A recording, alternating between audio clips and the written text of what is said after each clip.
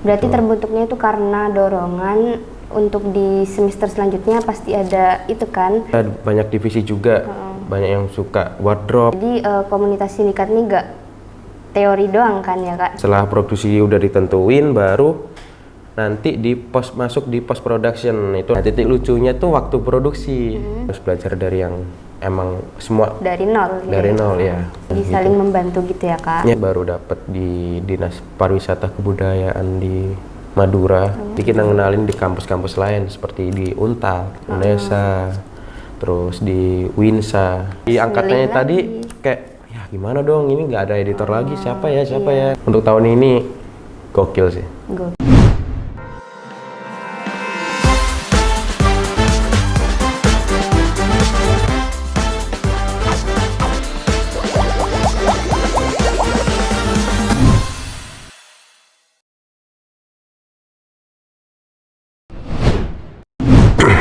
Assalamualaikum warahmatullahi wabarakatuh. Halo teman-teman semua, selamat sore. Selamat datang di Suarakom, suaranya anak ilmu komunikasi. Di sini saya nggak sendirian ya teman-teman. Saya ditemani oleh kakak dari komunitas Sindikat Picture. Mungkin boleh dikenalin Kak? Oke, kenalin aku Fahmi dari Sindikat Picture. Di sini saya sebagai ketua umum sekaligus di departemen post production, atau dikenal biasanya orang-orang tuh bagian tempat editor film itu. Nah, ini kan Sindikat Picture kan tentang film ya Kak? Ya. Nah, ceritain dong awal mula terbentuknya Sindikat Picture tuh gimana? Terbentuknya nih berhubung di prodi ilmu komunikasi ini kan nggak ada penjurusan juga kan, jadi teman-teman yang minat di bagian film terutama atau filmmakers pastinya butuh ilmu yang lebih dalam lagi. Jadi terbentuklah Sindikat Picture yang dari awal yang emang dasarnya tuh tidak ada punya alat yang semewah itu, tidak ada yang fasilitas dari pihak sana juga. Jadi otomatis di Sindikat Picture tuh terkenalnya emang alat seadanya bikin film gitu. Dan terbentuknya Sindikat tuh di tahun 2013. 2013. Ya. Berarti terbentuknya itu karena dorongan untuk di semester selanjutnya pasti ada itu kan? Iya, itu terutama juga. Jadi kan di semester 3 sama 4 ya, itu kan ada mata kuliah produksi media sama sinematografi. Jadi itu kelebihan kalau misal anak-anak minat emang di dunia film, jadi otomatis itu bisa belajar lah di sindikat. Jadi biar nanti di mata kuliahnya itu lebih paham atau lebih ngerti gitu sih. Oke Kak. Terus apa sih yang bikin komunitas ini beda dari komunitas yang lain? Bedanya pastinya kita lebih lapangan banget, terutama itu. Dan di sindikat juga itu job desk-nya banyak, divisinya banyak. Jadi orang-orang itu nggak harus masuk sindikat tuh nggak harus bisa di bagian visual, nggak harus bisa di bagian atau yang menulis skrip atau menulis naskah, itu nggak harus. Jadi banyak juga di sindikat tuh butuhnya tuh banyak, kayak misalnya ada yang bisa iya banyak divisi juga, banyak yang suka wardrobe atau penataan baju atau yang suka nata rias, itu bisa masuk di sindikat juga di bagian mua atau wardrobe-nya itu. Sebenarnya banyak juga di sindikat gitu sih. Jadi komunitas sindikat ini nggak teori doang kan ya Kak? Langsung ke lapangan. Betul. Gitu. Jadi orang-orang yang nggak suka teori mungkin ini bisa langsung bisa lah. Kalau misalnya masuk sindikat nggak bisa teori, soalnya karena di sindikat juga kebanyakan lapangan kerjanya. Iya. Kayak bikin film gitu ya. Terus kalau mau bikin film dari nol tuh Kak, nah itu langkah pertama biasanya apa dan berapa sih biaya yang dibutuhkan buat bikin film? Oke, yang pertama tadi ya masalah gimana cara bikin filmnya. Itu cara bikin filmnya kita pasti bonding di pilihan entah sama sutradara atau manajer produksial, itu intinya kita bonding dulu, kita mikir dulu, ngumpul, cuma Kayak beberapa rapat orang, gitu ya? iya kayak rapat gitu beberapa orang. Nanti udah ketemu nih mau bikin film apa, baru kita bikin skrip tanpa memerlukan orang-orang yang lain dulu. Iya. Jadi masih beberapa orang inti aja. Oh, ya, inti. Jadi kita bikin film gini-gini ini baru udah selesai, udah skrip udah jadi, baru kita ngeflorin ke anak-anak kru. Panitia. Ya, anggaplah kru itu kayak panitia. Jadi kita florin ke kru-kru yang lain, nanti job desk bagian apa, nanti ada butuh berapa orang di film ini. Terus juga baru nanti dibahas skripnya, nanti dibedah, nanti dirubah-rubah atau ada yang kiranya kurang cocok atau apa, itu masuknya di draft namanya kalau di skrip. Selesai draft baru itu masuk ke timeline buat ngejar produksinya kapan. Sebenarnya itu udah dipikirin tuh sama manajer produksial. Cuman kita harus mikirin lagi untuk teman-teman yang lain, bisa nggak dengan tanggal segini tuh produksinya bisa apa enggak. Nah, setelah produksi udah ditentuin, baru nanti masuk di post production, itu namanya di tadi waktunya editor. Nah, itu udah waktunya editor buat kerjain nanti. Nah, itu tetap ada deadline dari manajernya sendiri atau sutradara yang nentuin. Jadi setelah produksi itu emang tergantung sih, mau setelah produksi itu mau ngedit atau nunda dulu atau mau refreshing dulu atau gitu, terserah sebenarnya, tergantung dari deadline dari manajernya itu, timelinenya. Berarti setiap bikin film tuh ada deadline-nya kan? Ya tetap, terus. entah berapa bulan atau berapa minggu. Oke, untuk yang kedua tadi biaya. Oke. Sebenarnya kalau di sindikat biaya tuh kita di sindikat tuh ada 3 produksi. Yang pertama tuh produksinya anak-anak anggota baru atau diklat lah gampang ngomongannya. Itu yang kedua ada produksi kecil sama produksi besar. Jadi yang diklat dulu ini sama pada komunitas lainnya tetap bayar 125 mentok. Untuk HTM gitu ya? Iya, untuk HTM masuk, dan itu untuk biaya makan udah fasilitasi semua. Untuk produksi kecil itu kita nggak mewajibkan untuk iuran. Tapi tergantung dari yang punya produksi itu mau iuran apa enggak. Tapi untuk yang tahun-tahun kemarin kebanyakan iurannya cuma mentok 25.000 atau 50.000 per anggota per kru yang bertugas. Jadi nggak semua anggota itu iuran enggak. Jadi per tugas yang produksi itu. Untuk produksi besar kemarin itu sampai 125.000 per anggota. Yang buat film gitu ya, Kak? Iya. Yang nobar itu juga? Nobar itu juga, acara kemarin tuh juga ada hasil dari anak-anak yang iuran juga gitu. Ada juga yang tanpa nol biaya juga. Itu yang di series kemarin tuh emang beneran dengan alat yang seadanya, tanpa ada iuran sama sekali, jadi ya hasilnya seperti itu.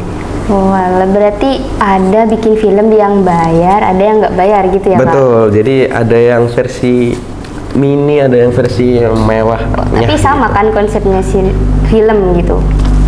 Sama sebenarnya.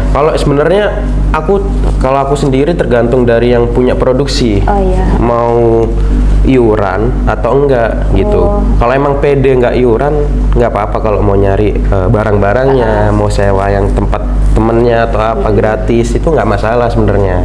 Malah bagus kalau nggak ngeluarin iuran tapi hasilnya kayak iuran. Itu menurutku sesuatu yang wah banget gitu. Keren gitu ya, Kak, filmnya gitu. Nah, terus kan tadi kakaknya bilang diklat. Nah, diklat tuh kayak diklat yang lainnya gitu gak, Kak? Apa kayak 3 hari ada komdisnya atau apa? Ada yang marah-marah gitu ya? Iya. Kalau di sindikat bocor dong ini nanti. Enggak, intinya diklat, perbedaannya sama diklat yang lain beda. Kita ya anak-anak suruh bikin film tetap. Oh, disuruh bikin film gitu ya? Tetap suruh bikin film nantinya. Cuman ya untuk kebijakan nantinya gimana, tapi tetap bedanya itu kita bikin film. Iya. Oke, nah terus bagian paling menantang saat menyusun ide cerita itu menurut kakak apa?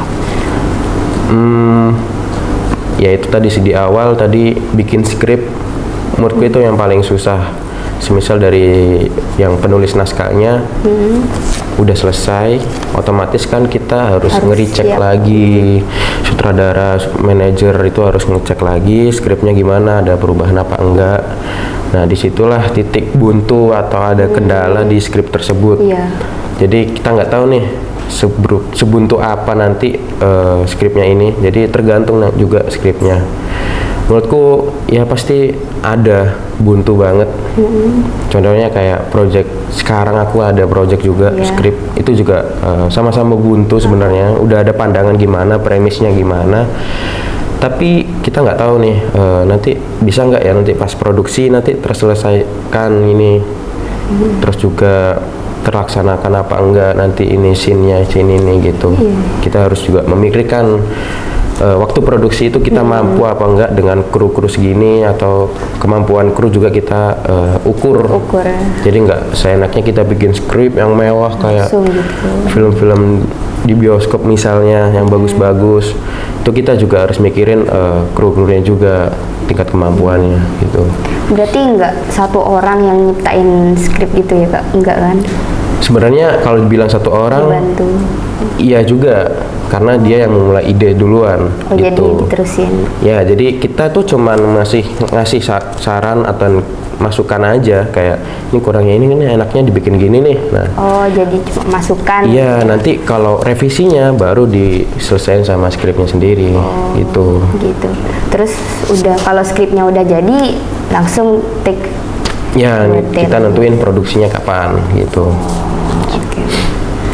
Nah, terus bagaimana cara membagi peran dalam tim gitu kak, biar semua itu bisa dapat kebagian gitu, bisa terlibat? Oke, untuk masalah pembagian divisi atau job desk itu mungkin emang susah sih, karena apalagi yang produksi selanjutnya ini nanti anggotanya emang lebih banyak kayaknya. Jadi aku ngatur job desknya itu nanti itu juga bingung. Cuman untuk sekarang alhamdulillahnya udah ketemu nih anak-anaknya yang cocok taruh mana, ini mana. Dan kita emang perlu mempertimbangkan karena nanti takutnya semisal si A taruh si B ini harusnya nggak akur, tapi kita butuh mereka di duanya ini, tempat ini. Tapi kan kita harus mikirin mereka gimana nanti waktu produksi nggak berantem atau nanti gimana, kita harus mikirin itu juga. Jadi jangan seenaknya kita naruh juga, kita harus mertimbangin juga dipertimbangin dulu ya kak. Terus pernah nggak ide cerita itu mentok atau buntu, terus cara ngatasinnya tuh gimana kak? Cara ngatasinnya kalau udah mentok gitu kak bikin skrip. Buruknya lagi bikin skrip baru. Itu paling buruk banget. Buruk banget ya. Iya. Atau enggak ya kita harus refreshing dulu atau dijeda lah bondingnya, ketemuannya itu buat bahas skrip, buat refreshing otak atau apa. Jadi biar nemu inspirasi, nemu jalan titik tengahnya gimana nanti buat nyelesain skripnya ini biar selesai, biar nggak bikin lagi gitu. Untuk plan buruknya ya bikin baru. Jadi bikin baru gitu ya? Nggak dilanjutin. Terus dari pengalamannya kakak, bagian produksi mana ya yang paling seru? Terus penulisan, syuting, atau editing gitu? Dan kenapa kok itu paling seru? Yang paling seru gitu kak? Paling seru waktu sebenarnya seru semua. Sebenarnya seru semua. Kalau misal meskipun di pro atau post itu sebenarnya seru semua, karena di pra kita mikirin semuanya. Kita mikirin gimana caranya ini jalannya lancar nanti diproduksi, dan diproduksi misal lancar, kita juga lancar di postnya. Jadi itu juga titik serunya. Cuman paling seru emang titik di waktu produksi, karena disitulah orang-orang harus menjaga ego, harus menjaga mood, mimik muka, itu harus menjaga. Karena kenapa? Karena kalau orang lihat misal talent lah, harusnya talent kita nggak boleh tahu nih kalau di dalam internal tuh nggak boleh ada crash atau ada yang berantem, ada yang marahan.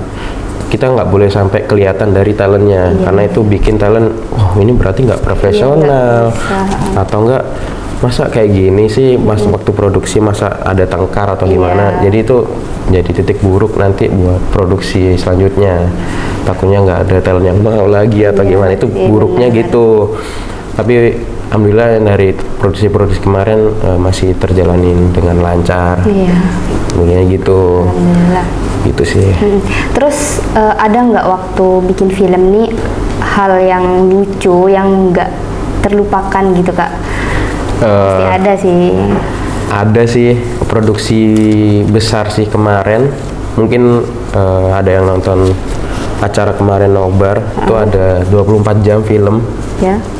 Itu kan ada aktor yang apa ya, yang nagih utang. Nah itu kan yang nagih utang kan sebenarnya cowok gitu kan, tapi berlagak kayak cewek, kayak bencong atau apa.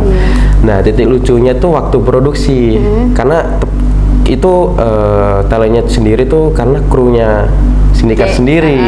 Jadi otomatis kita harus jaga moodnya anaknya juga. Kita nggak boleh ketawa waktu di situ. Kita melihat penampilannya yang dibikin lucu kayak gitu, apalagi yang nggak biasanya bukan orangnya sebenarnya. Itu apalagi kita ngeliat langsung waktu produksi, kita mau nggak mau kita harus nahan tawa. Itu sih titik lucunya tuh situ sebenarnya. Cuman kita harus tetap profesional di bagian produksi. Jadi kita nggak boleh tawa. Ya, biar ya meskipun ada belakang buat ketawa ya. Iya, bener-bener sih. Terus apa sih yang biasanya dipelajari anggota baru di sindikat itu?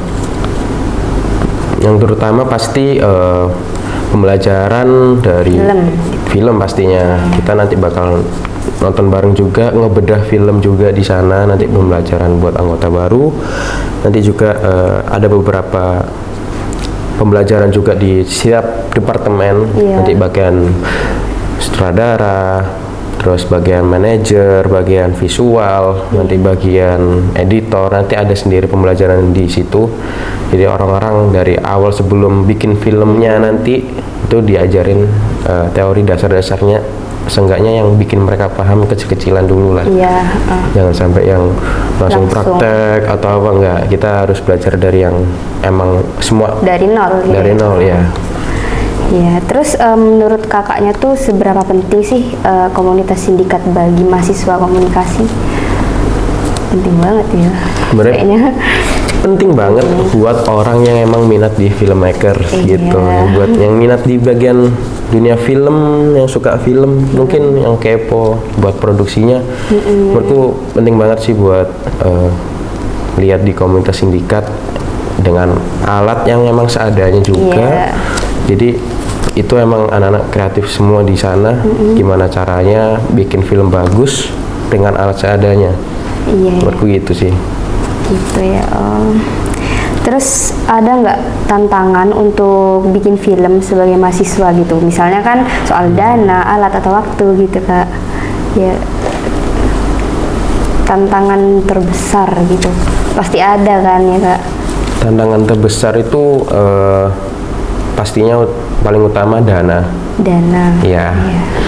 Karena nggak ada dana juga, kita sebenarnya bisa.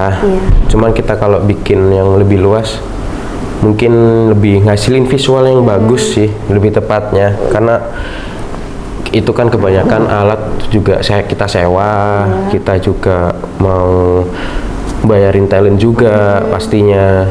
Itu pasti butuh dana. Gitu. Jadi kalau misalnya nggak butuh dana juga nggak bisa.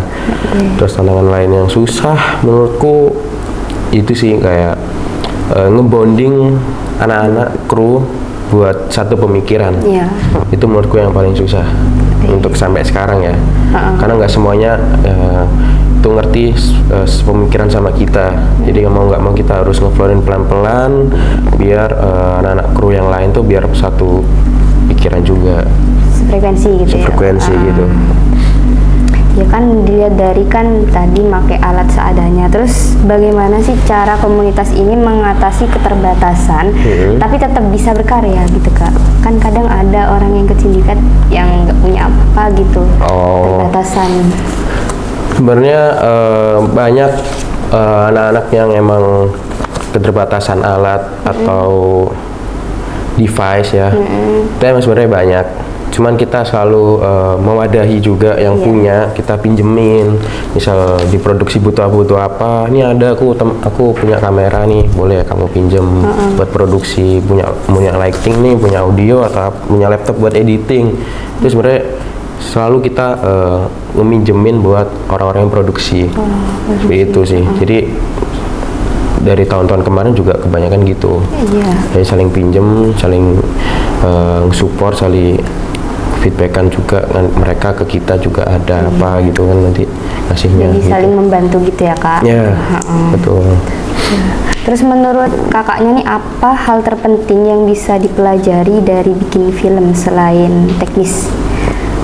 Selain teknis, apa ya? Selain bikin film gitu Kak?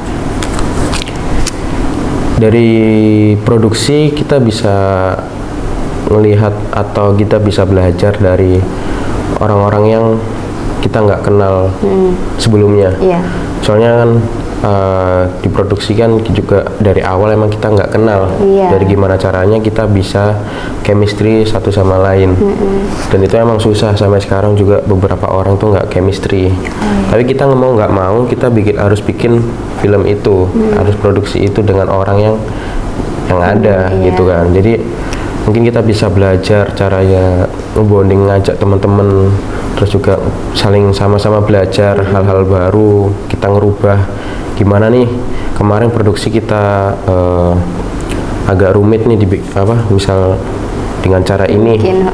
Nah, terus juga kita coba deh rubah dengan cara yang lebih simple atau lebih fleksibel. Itu sebenarnya banyak belajarnya. Kayak dari angkatan-angkatan atas juga ngasih tahu kalau misal ke Thailand harus kayak gimana, harus lebih jaga image, jaga ini gitu, jangan terlalu bercanda banget di depan orang yang emang harusnya jaga Thailand. Itu sih sebenarnya lebih banyak lagi sebenarnya. Oh iya Kak. Untuk itu jaga image gitu ya Kak, ke yang enggak industri gitu. Kita juga harus jaga orang yang misal kita ngelihatnya kayaknya orangnya nggak bisa dibercandain atau apa, jadi kita harus nahan juga, harus stop juga biar nggak nanti takutnya waktu produksi atau waktu mau gitu produksi malah rusak atau gimana gitu sih. Gagal dong nanti. Ya malah jadi nggak bikin film. Terus ada nggak karya film pendek dari sindikat yang paling berkesan buat kalian gitu? Kalau dari aku pribadi ya, dari angkatanku nih berarti. Dari angkatanku yang paling berkesan tuh film Diklat. Ya, karena disitulah semua orang emang beberapa orang tuh nggak kenal. Tapi disatuin dengan produksi Diklat yang harus nyatuin pemikiran semua. Itu di situ waktu itu ya kita harus debat sama orang ini, sama orang situ. Kita harus disitulah kelihatan orang ego-egonya kelihatan, sifat aslinya gimana itu udah kelihatan waktu produksi. Tapi tetap gimana kita harus profesional, harus yaitu juga pembelajaran dari sebelum Diklat. Kita harus profesional waktu produksi. Kalau misalnya ada marahan atau apa setelah produksi kita nggak boleh ngebawa itu lagi. Gitu. Kalau misalnya kejadian apa-apa di produksi kita nggak boleh bawa lagi di luar produksi. Kita harus baikkan lagi, harus bersama-sama lagi gitu sih. Intinya dievaluasi ya di belakang. Apa yang jadi kurangnya apa ininya, terus kesalahannya juga per orang itu apa. Kita harus ngeflorin terbuka. Jadi nggak boleh ada, kalau bisa jangan ada yang tertutup atau gimana gitu. Iya Kak. Terus ada nggak film yang terkenal gitu? Terkenal nggak cuma di lingkup? Di lingkup mana nih? Terkenal sampai dapat penghargaan gitu Kak, ada nggak? Kalau penghargaan itu kemarin baru dapat di Dinas Pariwisata Kebudayaan di Madura. Itu film produksi besar yang kemarin 24 jam. Yang kemarin. Iya, mungkin teman-teman udah nonton itu dapat penghargaan juga. Terus juga sebenarnya banyak juga sih film-film tahun-tahun lalu, tahun-tahun lama itu juga banyak penghargaan-penghargaan juga dari tahun 2020 kayaknya itu udah atau 2019 ya. Itu ada juga. Terus tahun 2022 juga tahun kemarin juga ada di Sumenep, Mata Pena kalau nggak salah penghargaannya itu juga itu ada. Berarti di Sindikat ini udah banyak ya penghargaannya gitu. Alhamdulillah iya. Terus sekarang kita baru nyoba nyebur di luar pulau di Surabaya. Syutingnya gitu Kak? Enggak, kita baru ngenalin nih ada komunitas di Madura. Iya. Ternyata komunitas dari UTM. Ilkom. Jadi kita ngenalin di kampus-kampus lain seperti di Unta, Unesa, terus di Winsa. Itu baru kemarin kita baru ngebonding, baru nongkrong kemarin juga. Itu sih. Nah, iya. Terus kasih itu Kak, pesan atau tips yang mau untuk teman-teman mahasiswa yang tertarik bikin film tapi nggak berani mulai gitu. Kasih pesan Kak, tips. Apa ya? Teman-teman yang nggak berani mulai. Sebenarnya ini yang misal yang minat gitu, Iya, cuman minat takut. Tapi, takut. Oke. Sebenarnya di Sindikat nggak ada yang marah-marah. For real ini. Oh iya. Karena kenapa juga kita marah-marah kalau emang tujuannya sama-sama belajar gitu. Karena nggak semuanya tuh orang harus bisa sesuai job desk yang dipilihin gitu. Misal kamu harus harus tata rias ya gini-gini. Kita nggak bisa maksa juga. Kita harus menyesuaikan kemampuan mereka. Sebagai apa mereka bisanya apa, kemampuan skillnya apa. Jadi kita nentuin di sana pas waktu udah masuk kita nentuin kamu maunya bagian apa, ini bagian apa, kamu sukanya di bagian apa. Kayak gitu. Jadi kita harus nentuin juga sebelum produksi. Jadi kita nggak sembarangan harus naruh gitu. Cuman kalau kita udah dari kita ngelihat nih dari anaknya nih dari produksi sebelumnya atau kita ngelihat anaknya sih ini kayaknya kemampuan di mana, cocoknya di mana gitu pasti ada. Makanya kita meskipun kita naruh bukan keinginannya tapi kita yakin anaknya bisa. Gitu. Dan meskipun nggak mau ya kita nggak mau dong kita maksain mereka karena nanti malah ketekanan. Perasaan juga. Jadi orang-orang kalau mau join sindikat sebenarnya nggak usah takut sih, gitu. Bebas sebenarnya kita nerima aja asal niat. Itu aja sih. Takutnya masuk tapi nanti hilang ke belakang. Nah itu yang dipermasalahin sebenarnya. Karena apa? Yang rugi nggak aku doang. Yang rugi pasti dari angkatanmu yang baru itu. Semisal nih, ini masuk satu cocok nih buat editor misal. Ternyata pas udah dijamin dia bakal jadi editor, ternyata keluar. Jadi di angkatannya tadi kayak ya gimana dong ini nggak ada editor lagi siapa ya. Nah itu bakal merugiin juga di angkatan itu. Itu sih sebenarnya gitu ya. Ya lebih ke beban. Udah beban keluar gitu. Iya. Jadi pastiin kalau ikut sindikat itu harus dengan niat. Iya yang niat aja deh pokoknya. Terus kalau sindikat picture diibaratkan satu kata, apa yang paling mewakili Kak? Satu kata. Satu kata untuk sindikat. Untuk tahun ini gokil sih. Gokil. Oke. Kenapa kok gokil Kak? Nggak ada alasannya ya. Iya. Alasannya gokil. Kenapa? Aku salut sih dengan angkatanku. Yang cuman tersisa 8 kayaknya dari 14 orang itu bisa terrealisasikan keluar dari Madura. Itu sih karena dengan orang yang dikit ini kita bisa kenalin nih ke orang-orang Surabaya.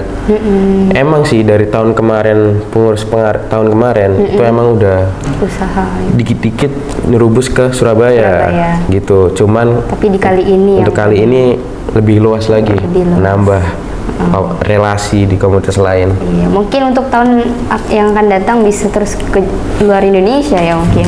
Ya itu sih. Amin. Amin. Berarti gokil ya, satu kata untuk sindikat gokil. Terus harapan kakaknya ke depan untuk sindikat picture? Harapan. Ya aku harap Sindikat Picture ini masih tetap jalan meskipun dari tahun berapapun tetap sukses, tetap ada penghargaan yang baru. Kalau bisa dapat awards dari film Indonesia juga, siapa tahu kan, kita nggak tahu, juga. Jadi ya semoga sukses terus. Pokoknya Sukses. harus dipegang orang yang memang benar-benar suka sama film. Iya. Itu sih. Niat juga. Niat, ya balik lagi, yang niat-niat aja. Terakhir nih Kak, boleh nggak Boleh. kasih motivasi singkat buat Aduh. mahasiswa yang pengen ikut berkarya di bidang film? Motivasi singkat Kak. Beda ini ya sama kata tadi ya. Beda. Pesan tadi beda juga ya. Beda. Aduh, Ini motivasi. Ya, ini untuk sindikat atau untuk semua? Untuk mahasiswa yang ingin bergabung. Ingin bergabung. Pokoknya kalau mau join atau bergabung di sindikat, yang pastinya kita sama-sama belajar. Iya. Pokoknya sebenarnya terus juga kita ada tujuan yang emang apalagi kita ada punya tujuan baru emang buat ngejar lomba-lomba. Iya. Mungkin orang-orang yang pengen dihargain. Itu mungkin siapa tahu nanti di tahun depan orang-orang yang mungkin bergabung join sindikat tahun sekarang mungkin bisa dapat penghargaan di tahun depan. Jadi orang-orang yang nggak bisa dihargain di lingkungan yang emang nggak bener atau apa, mungkin di sindikat mungkin bisa Mungkin dihargain. bisa bergabung. Iya, gitu. mungkin nanti bisa dihargain sama teman-teman sindikat. Ya, Gitu jadi sih. rumah berpulang. Iya. Curhat. Bisa. Siapa tahu jadi film. Ya nanti boleh deh dipikirin. Iya, oke.